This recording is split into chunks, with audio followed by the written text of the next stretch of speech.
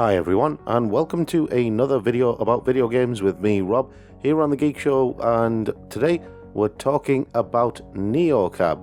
Now, Neocab's a bit of an unusual game. It's a visual novel, I suppose you'd call it. It's developed by Chance Agency and published by Fellow Traveller, and it has a very unusual aesthetic and a very unusual approach to the storytelling style that you have in visual novels. Now, I've played a few visual novels in the past. I'm not really a big fan of anime-based visual novels, and I know there are some westernized versions of visual novels as well. This is very much a westernized version with a twist. It is an unusual tale of a taxi driver in a futuristic cyberpunk world. You take on the role of Lina, who is one of the last human drivers for hire who was working the streets of Los Ojos, where she has just moved in order to reconnect with her friend Savvy after they had a big fight several years ago.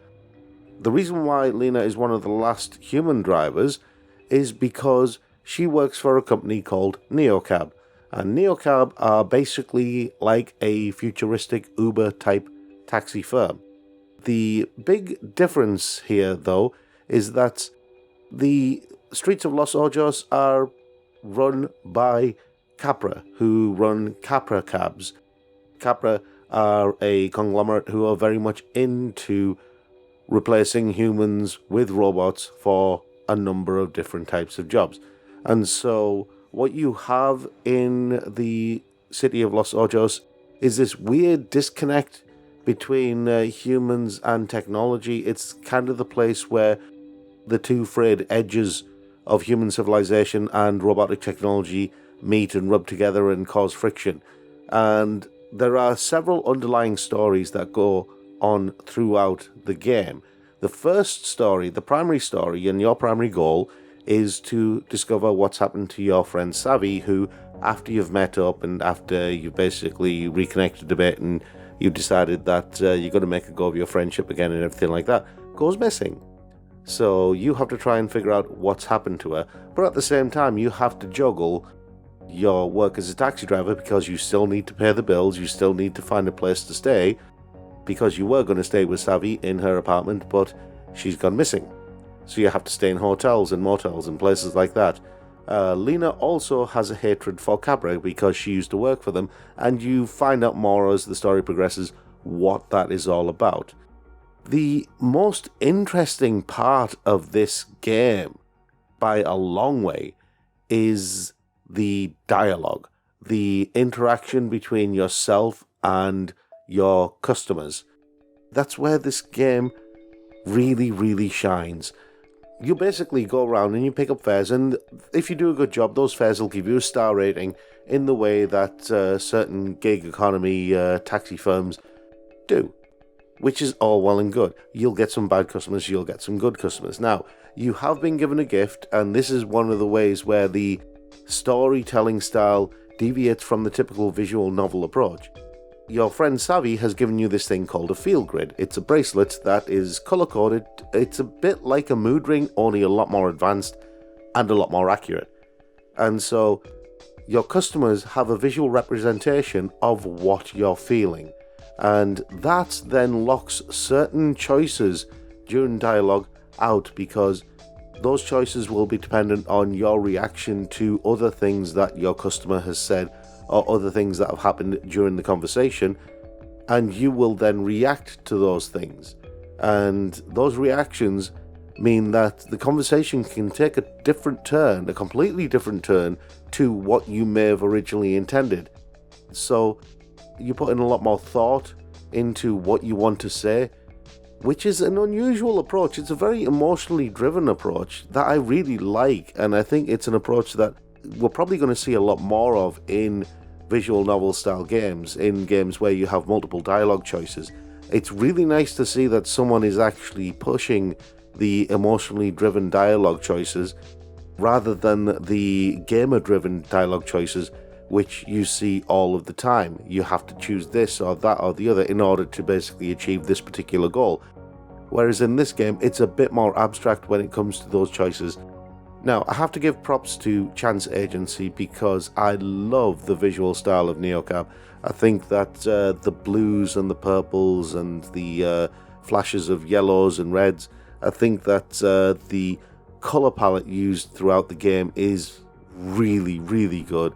It really evokes a certain type of emotion, a little bit of melancholy, maybe a little bit of wistfulness, but it's never fully depressive.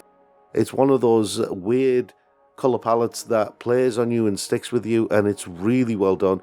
The artwork's very, very good, but I think real props have to go to Chance Agency for the characters' facial animations, especially when it comes to things like the eye movements and stuff like that. They've put in a lot of thought into little fine details which make this really shine in a way that other visual novel type games don't. Other games will just have like maybe a moving mouth but really dead eyes, whereas in this, the characters' eyes move around when they're talking and when they're discussing, when they're having a conversation. Their eyes move in different directions depending on what they're saying, and that makes this a lot more entertaining in a way. I wouldn't say it's like talking to another person, because it's not. You are actually playing a game, you're playing through a story, but it adds a layer of believability to the events that are happening in front of your eyes. It makes it feel like you're playing through a film rather than playing through a game, which is unusual given the actual art style. So, we come to it then. Is Neocab any good? And I have to say, yes, it is. It is very, very good. I found myself gripped quite literally by the story. I was drawn casually in. I started playing this not expecting anything much, and I was slowly drawn into this city of Los Ojos and slowly drawn into the world that Lina is inhabiting, slowly drawn into trying to figure out exactly what's going on with this world. What does Lina have to do? Where is Savvy? What's going on with Capra?